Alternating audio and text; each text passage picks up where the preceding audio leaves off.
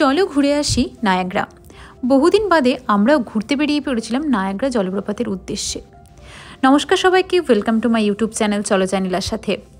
আজকে আমি তোমাদেরকে নিয়ে যাব প্রত্যেকেরই একটা ড্রিম ডেস্টিনেশন। বলতে গেলে ভূগোলে পড়ার থেকেই আমরা জানতে পারি এই নায়াগ্রা জলপ্রপাতের সম্বন্ধে। সেটাই যে চোখের সামনে দেখব সেটা কোনোদিনও ভেবে উঠতে পারিনি। সকাল সকাল রেডি হয়ে হুইস্টন থেকে বেরিয়ে পড়েছিলাম বাফেলো এয়ারপোর্টের উদ্দেশ্যে। এখানে ওয়েদার সত্যি বলতে গেলে কি খুবই খারাপ ছিল, কারণ কন্টিনিউয়াসলি এখানে বৃষ্টি পড়ছিল। ওই দেখো আমাদের ফ্লাইটও চলে এসছে। আর তোমাদেরকে এটাও দেখিয়ে দিই কীভাবে একটা কম্পার্টমেন্ট ফ্লাইটের ডোরের সাথে অ্যাটাচড হয়। এইটা স্লোলি মুভ করতে করতে ফ্লাইটের এই ডোরের সাথে ভালোভাবে এয়ার টাইটভাবে লক হয়ে যায়, যার ফলে যাত্রীরা এদিক দিয়ে আসতে পারে। এই যে আমরা একদম বসে আছি ফ্লাইটের মধ্যে। যাই হোক, ছেড়ে দিয়েছে আমাদের ফ্লাইট এই মুহূর্তে, আর আমরা খুব এক্সাইটেড যে একটা নতুন জায়গা ভালোভাবে এক্সপ্লোর করব। এই ফ্লাইটের এই ভিউটা এর আগেও আমি তোমাদেরকে দেখিয়েছি, এটা আমার খুব ভালো লাগে, তাই প্রত্যেকবারই এটা আমি রেকর্ড করি। ফ্লাইটের মধ্যে দিয়েছিল একটু জলখাবারের মধ্যে বিস্কুট আর দিয়েছিল কোল্ড ড্রিঙ্কস। যেহেতু মাত্র 3 ঘন্টার ফ্লাইট, তাই বেশি কিছু আর দিল না। এই দেখো আমি নিয়ে নিয়েছিলাম কোক জিরো। যাই হোক, এটা খেলেও মোটামুটি খিদেটা কিছুটা হলেও সাপ্রেস করে গেছিলো।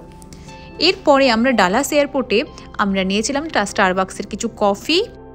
এরপরে আমাদের ফ্লাইট রওনা দিয়েছিল ডালাস থেকে বাফেলোর উদ্দেশ্যে।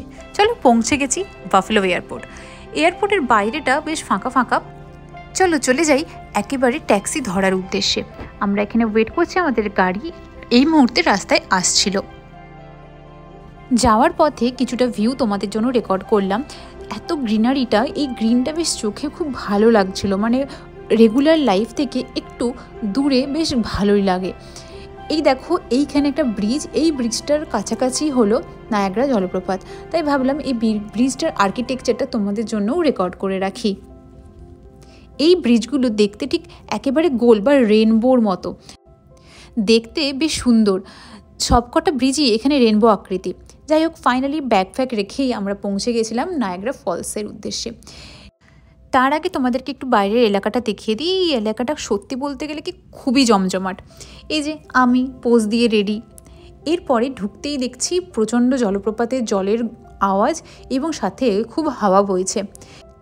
ফাইনালি তার সাথে আমার দেখাটা হয়েই গেল। হ্যাঁ, যখন পড়ন্ত বিকেল ঠিক সেই মুহূর্তেই আমি দেখে ফেললাম নায়াগ্রা জলপ্রপাত। এই যে দেখতে পাচ্ছ বোটে করে জার্নি, এটাও তোমাদেরকে আর একটা ভিডিওতে দেখাবো। এর সমস্ত ডিটেলসও তোমাদের সাথে শেয়ার করব। তার আগে দেখে নাও এখানকার নাইট ভিউ। নাইটে রাত্রেবেলাতে বিভিন্ন ধরনের আলো দিয়ে নায়াগ্রা জলপ্রপাতকে আলোকিত করা হয়। এবং দূরের যেই বিল্ডিংগুলো তোমরা দেখতে পাচ্ছ সেটা কিন্তু কানাডা শহরের অন্তর্গত। প্রত্যেক দিনই এই লাইটিং শো চালানো হয় এবং এটা ডিপেন্ড করে তোমার শীতকাল বা গ্রীষ্মকাল কোন পিরিয়ডে যাচ্ছ তার উপরে। জেনারেলি 8:30 থেকে রাত 2টো অবধি এই লাইটিং শোটা চালানো হয়। এছাড়াও এখানে বাজিও পোড়ানো হয়, যেটা আমি পরের ব্লগে তোমাদের সাথে শেয়ার করবো। যদি ব্লগটা ভালো লাগে অবশ্যই লাইক করে সাবস্ক্রাইব